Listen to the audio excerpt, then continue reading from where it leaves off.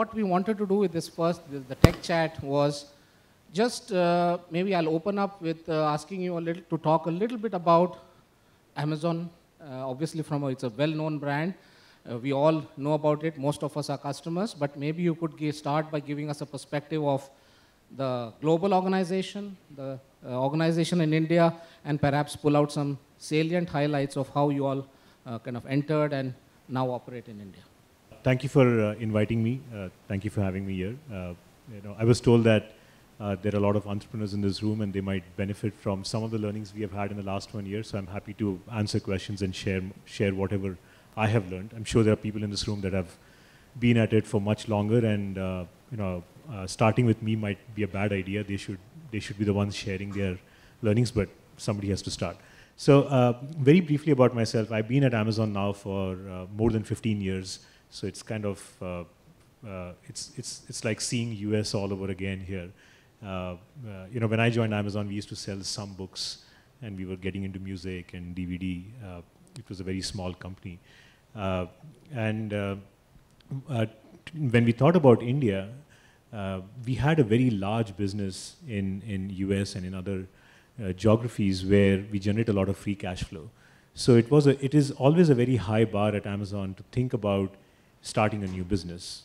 And the framework that we commonly use is there a large opportunity, a large addressable opportunity? And the second part is we always try to ask ourselves, how can we differentiate? And is there an opportunity to create a large customer differentiation? So we as a company are not very good at creating me-too products. So the combination of, is it very large addressable opportunity? And is there an opportunity to create a very large customer differentiation is what excites us when we look at new ideas.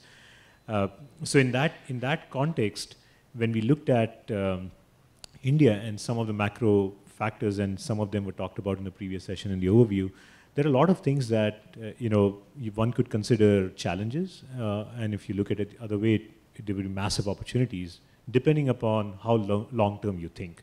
One of the things is, as an entrepreneur, if you create a business plan for 3 months versus 3 years versus 30 years, I guarantee you the kind of investments you would make and the kind of ideas you would have would be very, very different. So when we take a very long-term view, it fell into that framework, which got us excited. And the 3 things that we know how to do is to obsess over customers, to invent, and to think long-term. So we thought that with these 3 things and with this opportunity, can we create a difference? And that's when we decided to launch in India. And very briefly, we have 2 public offerings today. One is called Junglee.com, which is an effort for us to aggregate every single item in this country in one place. So the mission for Junglee is, if customers want to ask the question, where can I buy something, Junglee should be able to provide an answer. And Junglee actually started in 2012, so a couple of years ago, and they have aggregated now more than 30 million items. There are more than almost 3,000 websites out there that have been integrated with Junglee. And there are more than 100,000 stores that are integrated with Junglee. And then there are almost 100,000 individual sellers and individuals that are posting their products in Junglee. So there's a large selection, and we use our technology to help customers discover that selection and answer the question, where can I buy something? Amazon.in was launched about a year ago, a little more over a year ago. And the vision for Amazon is to build the most convenient destination for people to shop. So think of Junglee as a map of products and sellers, and think of Amazon as one of the destinations on that map that hopes to earn customer trust as a destination. And Amazon.in has grown very rapidly for us. It's been a very exciting journey. We have built India's largest store. We have now more than 18 million items on the site that are buyable. More than 15,000 sellers, many of them small, medium sellers. These are active sellers who are selling significantly on the platform. Recently when Jeff Bezos was here, he announced how Amazon.in is the fastest ever in Amazon's history to get to $1 billion. So a very exciting growth in a very short period of time. This is very, very early. Like I said, when I compare this to 15 years ago at Amazon.com, I would say it's like probably minute one of the day, and the alarm hasn't even gone off. So it's very, very early. It's not even worth calling it day one. It's probably minute one of what it is. So I'm happy to answer questions and share more learnings. Okay. So I'll just kind of build from what you said, Amit. A couple of points come in. So you said, see, obviously you've been doing business for a little over 12 months at Amazon.in. So perhaps you could share with us some top three, a couple of interesting lessons learned. Okay, some good ones that you were pleasantly surprised with, and perhaps maybe one lesson where you said, oh, I didn't expect it to happen this way. So you were mentioning to me earlier before the session that it's full of surprises. Any estimate that you put in this market seems to go awry the minute you put the estimate, let's say on number of growth, the CAGR, or the number of items to be cataloged, whatever it is, forecasting and estimates is difficult. So maybe with that as backdrop, you could share some anecdotes or something in your journey over the last 12 months that was eventful, or it taught you a thing or two. That's a very broad question. Let's see what I can add. So I think what I was talking to him before, just to give you some context, I have, for my team, it's not a good idea to have so many goals, but I have about 100 plus goals. Not one of those goals has the word units or what I learned in India, GMV. It's something I never knew that. I had 15 years at Amazon, I never heard that term. It's new for me as well. So as a company, we think of things like units, GMS, which we track as net sales, or GMV, which media and companies track in India, as outputs. And in our belief, you can't control outputs. You can only predict them, and all predictions are always wrong. And they're mostly self-serving. What you can control is the levers for customer experience. So the things that we track is how many items are in stock. Because you know that the marginal efficiency of adding one more item in stock could create a conversion improvement of something that could have an impact on selling more units, that could impact in selling more gross merchandise sales. So that's what we track, and we have a bunch of goals to track that. What you can track is how competitive is your platform? How many sellers? What's your offer depth? How many sellers compete on a single item? Because we can do experiments to understand at what point per item does the offer depth create enough competition that the price would move to the lowest price in the marketplace.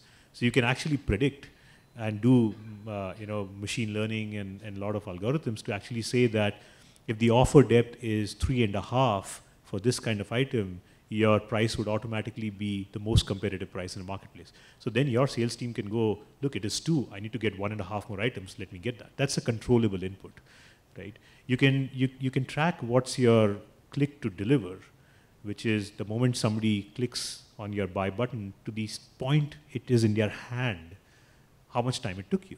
And you could ask yourself, am I doing a good job? And how do I do a better job tomorrow? So that's how our company works. And my advice to whoever is interested in building a long-term sustainable business. And what I mean by long-term sustainable business is the way I tell my team is, if it was a completely transparent world, which internet would drive towards, you want customers to choose you. That's the bar.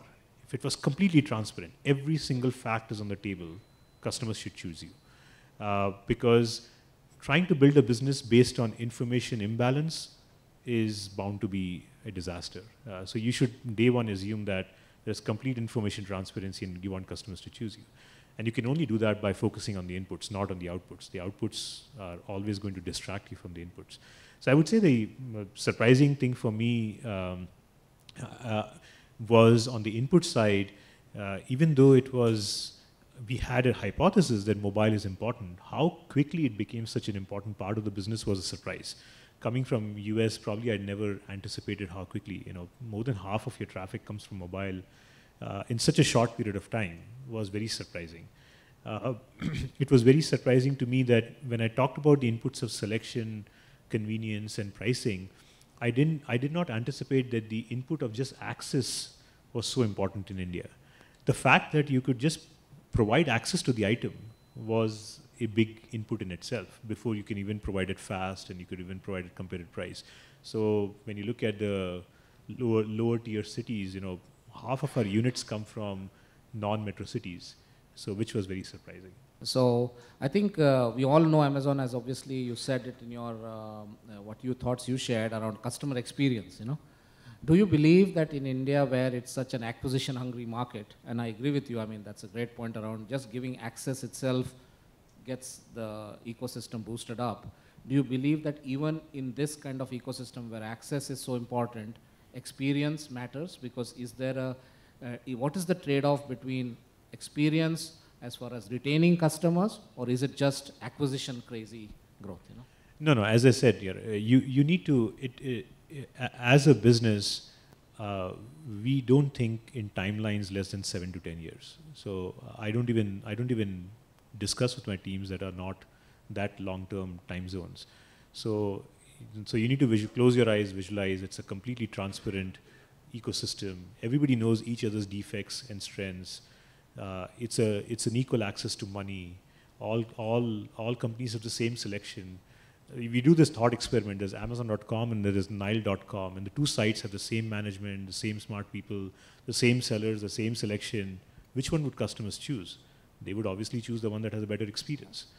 You need to do these thought experiments, and you need to have a very long-term outlook to build that out. So clearly, of course, in this journey, everybody would have different short-term aspirations, but if you want to build something sustainable, it will have to be built on basis of customer experience, and you'll have to work backwards from that customer experience and then have short-term goals that step by step takes you towards that, because you cannot achieve that magically on day one. You'll have to set some goals and chip at it every year for the next decade or two. I mean, even in US, we are still adding selection in our books category, which is 20 years old. It has to be a very long-term, customer-obsessed, and then keep inventing. And I think India is a great opportunity. There's a lot of people in this room that are making great inventions, but having that long-term outlook would be very, very important. Fair enough. Well, thanks, Amit.